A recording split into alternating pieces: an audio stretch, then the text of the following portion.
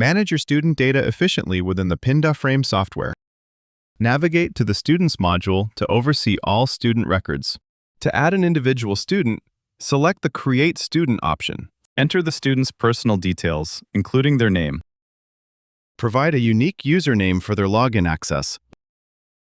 Next, add the student's email address for communication.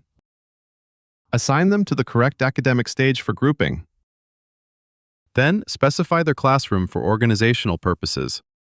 Once all details are entered, create the student profile. You'll receive a confirmation when the student is added. For multiple students, leverage the Import Students feature.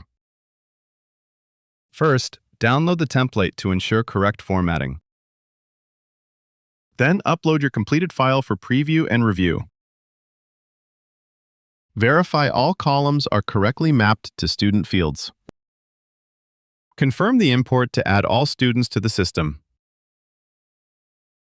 With students imported, you can now manage them in bulk. Select multiple students to perform bulk actions from the menu. Choose Initialize Passwords to set up their initial access. This ensures all selected students receive new login credentials. You can also bulk assign students to a specific classroom. Select the desired classroom and confirm the assignment.